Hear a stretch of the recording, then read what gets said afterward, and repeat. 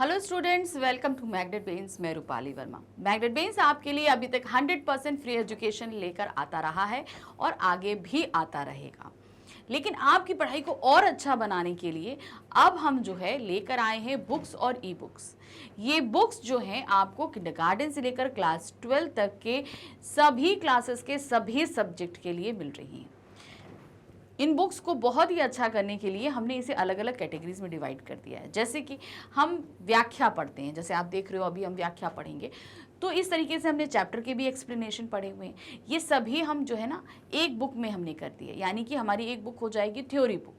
हम एमसीक्यूज करते हैं, सभी चैप्टर के एमसीक्यूज करते हैं, तो सारे चैप्टर के एमसीक्यूज हमारे एक में आ जाएंगे, तो वो हमारा क्या हो जाएगा, एमसीक्यू बुक हो जाएंगे। इस तरह अलग अलग कैटेगरी की बुक हम आपके लिए लेकर आए। इन बुक्स को लेने के लिए नीचे डिस्क्रिप्शन बॉक्स में आपको एक फॉर्म दिया गया है, उसे फिल करके आप सबमिट करिए। हमारे टीम मेंबर जल्द ही आपसे कॉन्टेक्ट करेंगे। तो आते हैं आज की वीडियो पे। आज का हमारा वीडियो है क्लास 4 का, टॉपिक है अपठित बोध। अब अपठित मतलब जो पढ़ा नहीं गया, बोध मतलब यानी कि आपके सामने कुछ चीजें दी जाएंगी जिसमें से आपसे कुछ क्वेश्चन पूछे जाएंगे। चलिए देखते हैं ये क्या होता है। अब ये इसको पहले समझें कि यहाँ पर ये दो तरीके से पूछा जाता है। देखिए, अपठित गद्यांश, पद्यांश का अर्थ है गद्य पद्य का वह भाग पहले पढ़ा ना गया हो।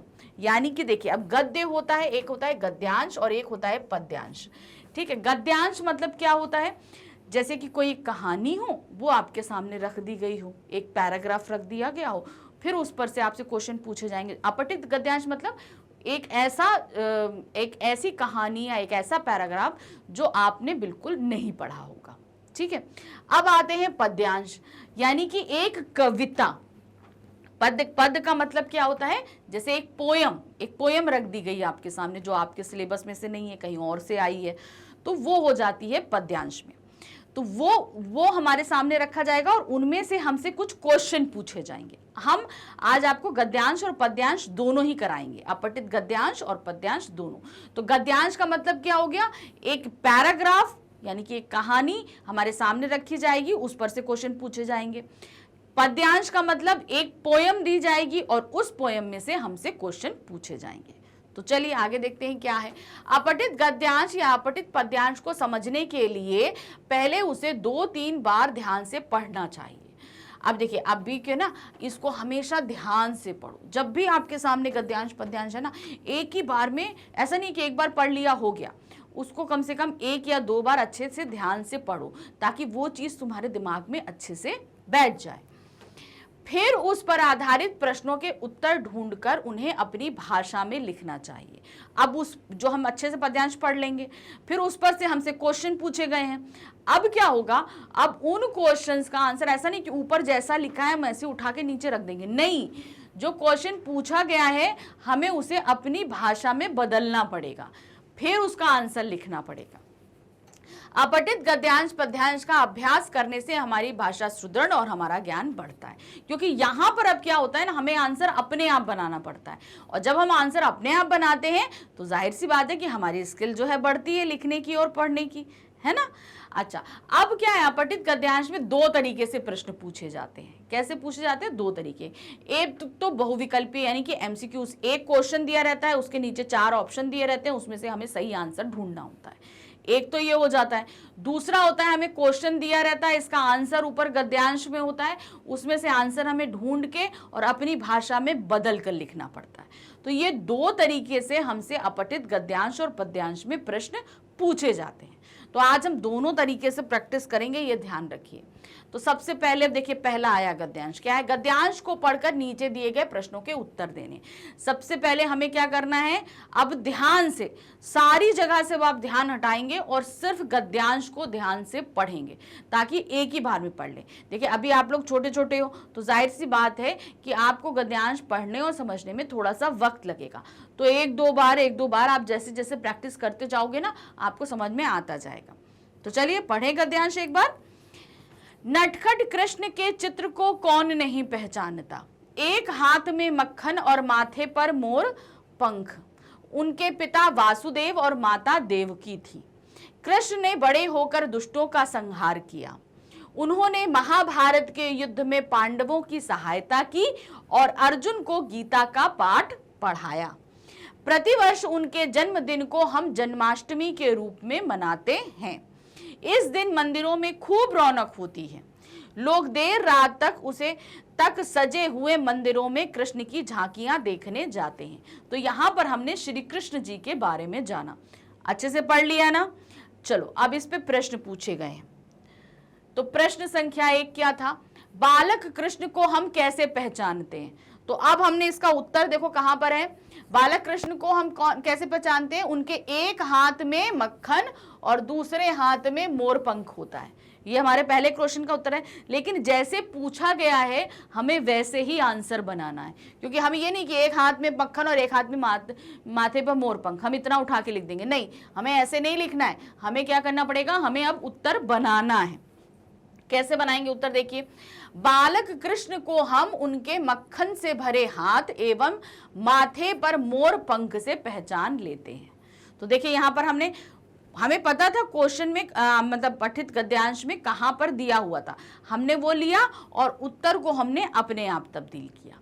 यही चीज आपको करनी है। ये नहीं कि जैसा ऊपर लिखा है वैसे उठा के हम नीचे लिख देंगे, नहीं, हमें आंसर्स को क्या करना पड़ता है, अपने आप से बनाना पड़ता है। फिर क्या है, कृष्ण के माता पिता का क्या नाम था। तो अभी हमने गद्यांश में क्या पढ़ा था, उनके पिता का नाम वासुदेव तथा माता का नाम देवकी था। तो हमें पता चल गया ना, पिताजी का नाम वासुदेव था और माता का नाम देवकी था। अब इसको लिखेंगे क्या, देखिए यहाँ पर पहले माता का नाम फिर पिता का नाम पूछा है। तो कृष्ण की माता का नाम देवकी और पिता का नाम वासुदेव था। तो हम ये नहीं लिखेंगे जैसे वहां लिखा था, हमने जैसे क्वेश्चन पूछा है, पहले माता का नाम पूछा है तो हम माता का नाम देंगे, फिर पिता का नाम पूछा है तो हम पिता का नाम देंगे, इस तरीके से लिखेंगे। नेक्स्ट क्या है, कृष्ण ने महाभारत के युद्ध में किसका साथ दिया था। तो हमने गद्यांश में क्या पढ़ा था, कृष्ण ने जो है महाभारत के युद्ध में पांडवों का साथ दिया था। तो वैसे कृष्ण ने महाभारत के युद्ध में पांडवों का साथ दिया था। नेक्स्ट आते हैं, कृष्ण ने अर्जुन को कौन सा पाठ पढ़ाया था, उन्होंने गीता का पाठ पढ़ाया था। तो कृष्ण ने अर्जुन को गीता का पाठ पढ़ाया था। सारे आंसर आपको गद्यांश मिलेंगे, लेकिन इनको बनाना, जैसे क्वेश्चन पूछा गया है वैसा ही आंसर आपको बनाना पड़ेगा। कृष्ण के जन्मदिन को हम किस रूप में मनाते हैं। तो किस दिन मनाते हैं, जन्माष्टमी के रूप में। तो कृष्ण के जन्मदिन को हम जन्माष्टमी के रूप में मनाते हैं। तो देखिए सभी आंसर हमें गद्यांश में मिले ना। इसी तरीके से चलिए एक और गद्यांश है, उसको प्रैक्टिस करते हैं। फिर से हमें गद्यांश को ध्यान से पढ़ना है और नीचे दिए गए प्रश्नों को करना है। हमारा राष्ट्रीय ध्वज 3 रंगों का बना है, इसे हम तिरंगा भी कहते हैं। इसमें 3 रंग की पट्टियां हैं, सबसे ऊपर केसरिया, सबसे नीचे हरा और बीच में सफेद है। सफेद पट्टी पर एक चक्र बना है जिसमें 24 तीलियां हैं।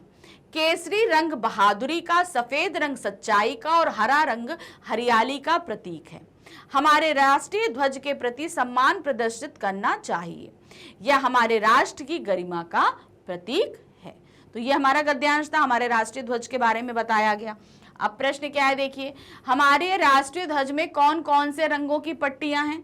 तो कौन सी है, नीला लाल हरा नहीं, केसरिया सफेद हरा नहीं, केसरिया सफेद हरा बिल्कुल सही है केसरिया, फिर है सफेद हरा नीला। तो सही हमारा क्या हुआ, केसरिया, पहले ऊपर केसरिया फिर सफेद और हरा, इसी सीक्वेंस में है ना।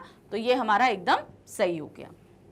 नेक्स्ट आते हैं, चक्र कहाँ स्थित है, केसरिया पट्टी में, हरी पट्टी में, सफेद पट्टी में या कहीं नहीं। तो कहां पर था, वो है हमारी सफेद पट्टी में स्थित है।